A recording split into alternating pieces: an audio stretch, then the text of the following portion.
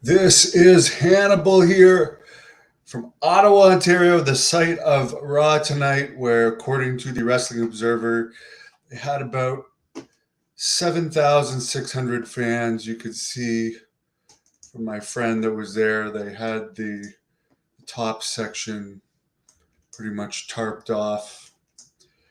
Which, by the way, for Austin, even house shows in his era weren't tarped off. And definitely when Hogan wrestled there, it wasn't tarped off. I am not saying anything that other than people keep saying like we're in another era that's like a boom period like it was in the 80s. We're not. But I will say one thing. I work for the city of Ottawa. Here's my 15-year badge. Give me if you when you they come here every year for tapings, put me in an enhancement match against John Cena in 2025. I used to work security at that building. You could easily make a quote unquote story out of that local person that's actually the most famous wrestler from Ottawa, the most accomplished wrestler from Ottawa ever. And that ain't saying much because there's not a lot. The next one would have been Glenn Kolka, who was briefly signed.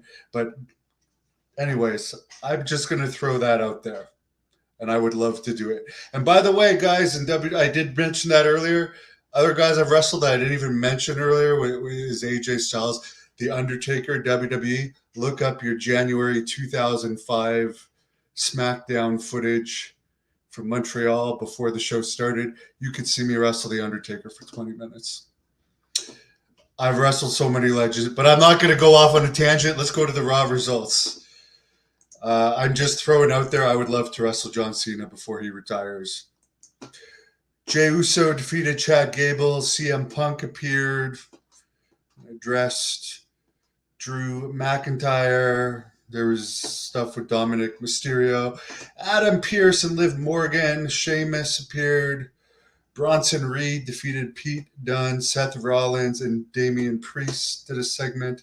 Sami Zayn did an in-ring promo where he got beat up by Braun Breaker. Judgment Day, Finn Balor, JD McDonough, and my old friend Carlito, who I've also wrestled, defeated Awesome Truth and Braun Strowman. Which Braun Strowman, they gave him the push of a lifetime, and I guess it didn't work out, and they just keep him around because he's a big guy. More stuff happened with Morgan and Mysterio. Bo Dallas presented a VHS promo of the Wyatt Six. Adam Pearce did stuff backstage with Chad Gable. Ilya Dragunov defeated Braun Breaker. Wow. They should be giving Breaker a Goldberg-style push. What the hell is with this? Final Testament was there. Damage Control defeated Lyra Valkyria and Caden Carter. Canada Chance. Interesting. The arena is actually in Canada, which is a suburb of Ottawa. So it's funny that someone named Canada wrestled on it.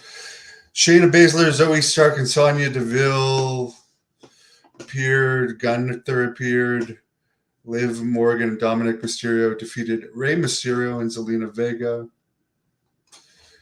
So not much major seemed to have happened. Let's get into your other news. Bobby Stevenson, a.k.a. Damon Kemp, has been released by WWE. Will be free to work elsewhere August 13th. I've never heard of him. Rampage did a 0.10 rating. Collision, the final rating has not come out, but it looks like it's going to be under a 0.05. And they had MJF on Collision, so that's got to be a disappointment. Hello, Todd. Dave, you doubt that might happen, but it could happen. Could happen. I've overcome my injury. I had a 3-minute match the other week. I already have nearly 400,000 subscribers. And I could get a lot more people to push for that to happen. I'm just not there yet. We got time. I'm just throwing my hat. There's my hat. You see, I've still got injuries from my last match. I am tough, and I am good at putting people over. I am good at making people look good. Hello. Selena Vega is 80 pounds. I'm not very familiar with her. I don't know. The only thing I know is that Triple H must love Sami Zayn because they're like Braun Breaker to me, and I shouldn't get mad about this, but Braun Breaker should be the guy. He has all the potential in the world, and just why give him chinks in the armor? I have news for you. Other than smart marks, people in Canada and maybe in Montreal where they like their own athletes, even in Canada, do not like Sami Zayn. They don't. People like me, people that watch football, MMA, we look at him beating Braun Breaker and we're like, what the frick is this bullshit? If you think that's going to get you over in Canada, you had a building 7,700 or whatever it was tonight in a 20,000 seat arena.